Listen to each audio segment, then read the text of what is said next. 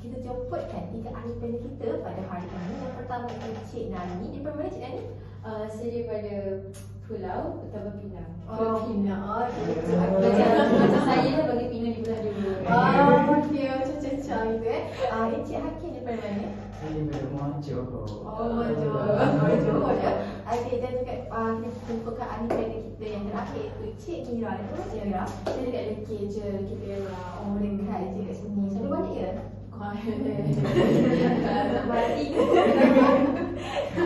Okey, so hari ini topik kita sangat menarik iaitu kita akan bincangkan tentang buku yang kita ambil iaitu daripada Negeri Terengganu pada tahun 2009 dan penerbitnya yang bernama, kalau kita biasa sama, Engku Ahmad Zaki Engku Alwi. Okey, so hari ini kita ada beberapa soalan untuk saya tanyakan kepada Encik Nani, Cik Hakim dan juga Cik Mira lah pada hari ini. Okey, so untuk soalan saya yang pertama untuk tentang yang saya ingin tahu tentang buku Ajar Sesat di Terengganu ni, saya ingin bertanya kepada Cik Nani dulu. Okey, Cik Nani, pada pandangan Cik Nani, apakah yang dimaksudkan dengan ajaran sesat? Apa yang dimaksudkan dengan ajaran sesat? Saya ingin tahu pasal itu.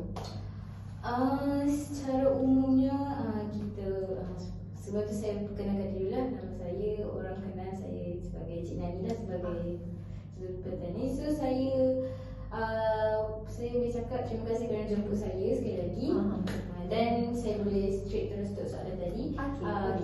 Ajaran sesat ni sebenarnya dia dah berleluasa secara general lah. Dia dah berleluasa bukan setakat dekat Malaysia, dekat luar. Tapi sekarang saya nak cakap secara umumnya di Malaysia lah. Di Malaysia ni bermulanya masa tahun 1980 di UKM, maafkan saya, dan di KUSTAS pada tahun 1996 lah. Gerakan-gerakan ini dikenali sebagai kajian ajaran sesat. Mereka ini telah menyebarkan ajaran-ajaran Islam yang sesat kepada orang-orang pelajar-pelajar di sana lah. Jadi secara umumnya benda ni bukanlah benda yang kita akan terkejut lah, sebab benda ni memang secara zalimnya di zaman Rasulullah pun ada juga benda ni. Sebagai salah satu contohnya, seorang ni nama dia Abdul Su'aid. Abdul Su'aid ni telah mengakui dirinya sebagai seorang Nabi yang dihantar ke Yaman. Ke Yaman lah. Pada waktu itu Rasulullah SAW menghantar seorang utusan untuk kepada pemerintah Yaman lah untuk mengsettlekan pasal hal ini. Jadi secara kesimpulannya saya boleh cakap Abdul Su'aid ini telah dibunuh. Itulah. Jadi tidak hairan lah kalau di Malaysia pun ada juga saya boleh cakap ajaran sesat ni. Macam saya boleh cakap dekat Malaysia ni, agama kita yang sebenarnya agama rasmi kita adalah agama Islam. Tetapi agama lain juga boleh untuk dianuti dan tidak salah lagi. Tetapi secara umumnya ajaran sesat itu juga dianuti oleh orang-orang yang terpesong daripada akidah-akidah Islam. Secara umumnya kita sebagai orang Islam memegang pada hadis dan Al-Quran. Tetapi orang-orang ini telah menyebarkan hadis-hadis yang palsu dan telah memesongkan akidah-akidah orang Islam. Jadi tidak heran kalau kita nampak orang-orang muda yang terpengaruh dengan gejala-gejala seperti ini. Jadi benda-benda ini kita boleh lihatlah secara lisannya lah. Saya boleh bagi tahu bukan setakat di Terengganu, malahan ada juga di negeri-negeri lain. Tetapi yang ingin difokuskan oleh tajuk kita hari ini adalah di Terengganu. Jadi secara tidak langsung saya boleh bagi tahu ajaran sesat di Malaysia ini kian berkembang dari semasa ke semasa, dan kita boleh tengok peratusan dari tahun 2000 daripada tahun 1996 dan sehingga ke hari ini semakin meningkat. Itu apa boleh saya beritahu. Okey, terima kasih pada pandangan Cik Nani pada hari ini. Okey, untuk soalan yang seterusnya, okey, pada pandangan Cik Nani juga, ajaran sesat ni berlaku hanya di Terengganu sahaja ke atau macam mana? Boleh jelaskan tak? Seperti yang saya sebutkan tadi, dia tidak hanya spesifikasikan di Terengganu, tetapi ada juga tersebar di negara-negara lain lah. Contohnya, kita boleh lihat gerakan-gerakan Syiah yang berlaku di Malaysia yang kian berkembang pada hari ini. Jadi tidak hairanlah kalau kita nampak seseorang itu melakukan penyembahan yang pelik-pelik. Contohnya, kita melakukan solat 5 waktu, ada tata tertib yang kita perlu ikuti. Tetapi ada sesetengahnya menggunakan batu sebagai sembahan mereka. Jadi tidak hairanlah sekiranya kita juga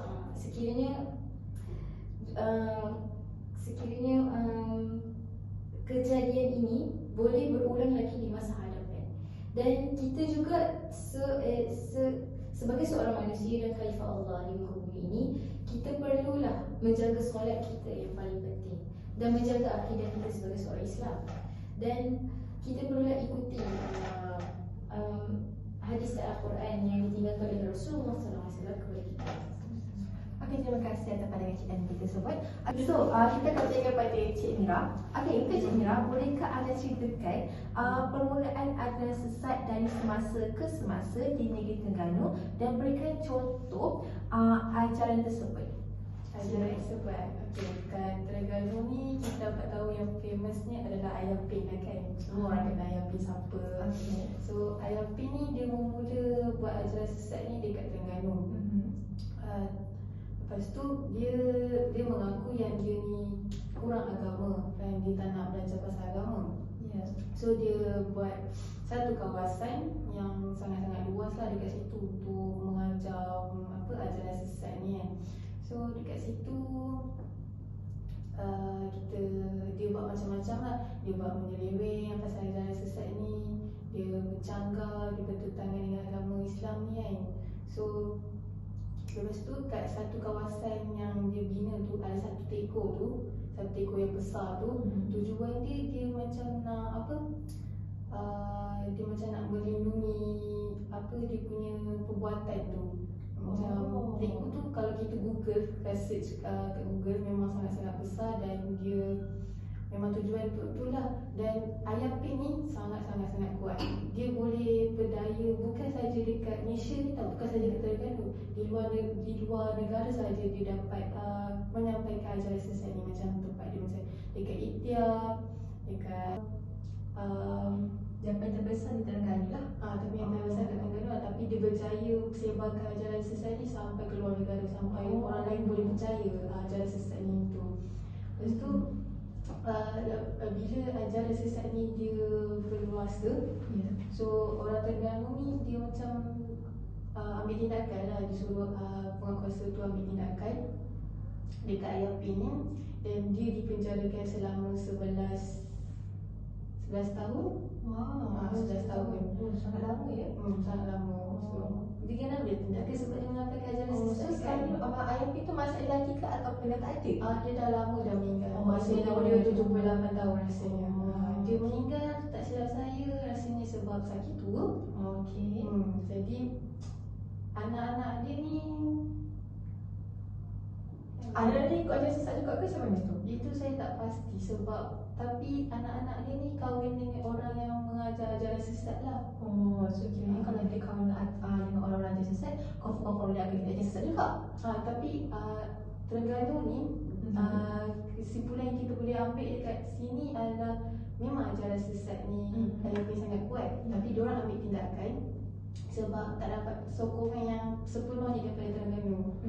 So masih ada tapi tak ramai, ada sesetengah sahaja yang berlaku ajaran sesat ni. Okey, terima kasih atas penjelasan Cik Mira tadi. Okey, so kita seterusnya kita berikan kepada ajukan soalan kepada Cik Hakim. Okey, untuk Cik Hakim, bagaimanakah ajaran sesat ini berlaku dan adakah ajaran sesat ini akan merosakkan merosakkan minda anak muda di negeri Terengganu? Terima kasih kepada host yang bertanya.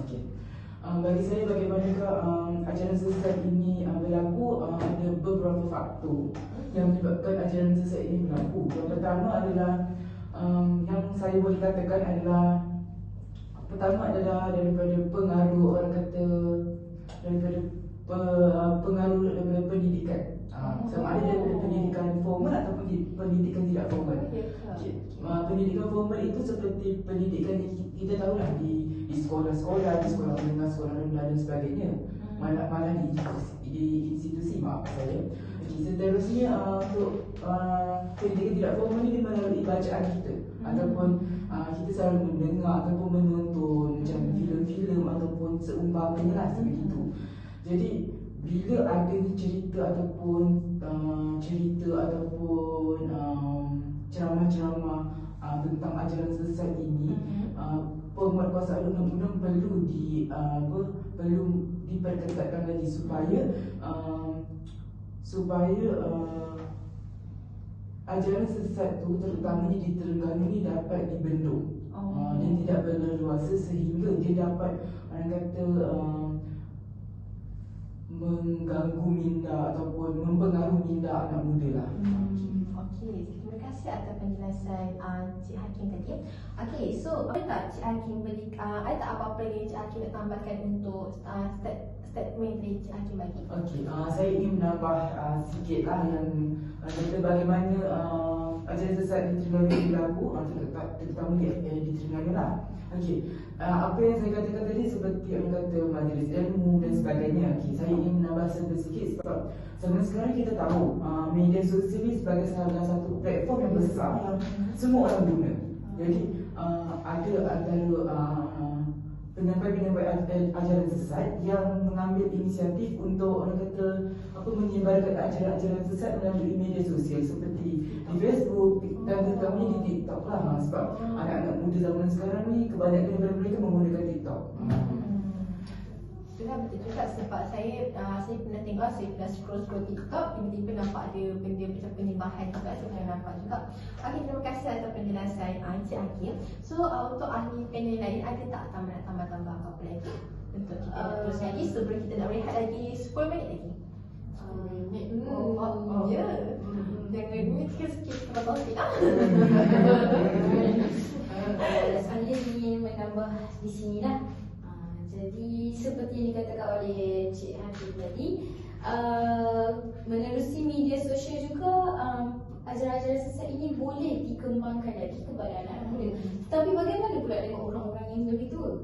Bagaimana ajaran ini, sesat ini disebarkan? Seperti kita ketahui, orang-orang yang tua kat ini, orang-orang yang lebih tua lebih mengetahui apa yang terjadi lah. Okey, terima kasih Encik Yani.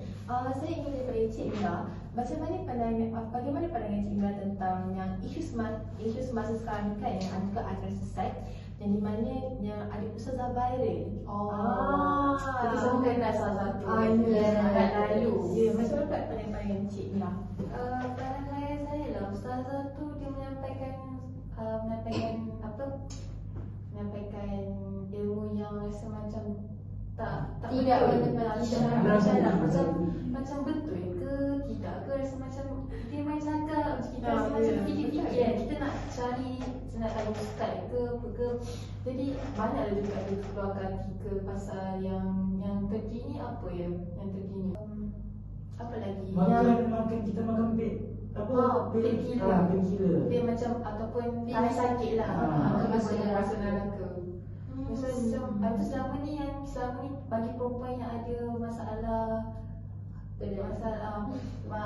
dalam masa yelah, nak makan pil tahan sakit kan dia dikira sebagai masuk neraka tu. Kita makan pun dah berapa banyak tu masuk neraka. Macam ya betul ya kan ajaran yang disampaikan. Lepas tu bila kita bercakap, dia marah kita balik. Macam tu.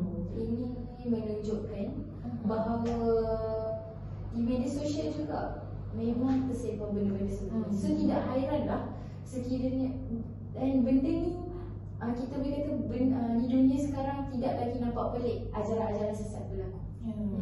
Tetapi kita tidak, tetapi orang telah menormaliskan benda itu dalam kehidupan setiap orang.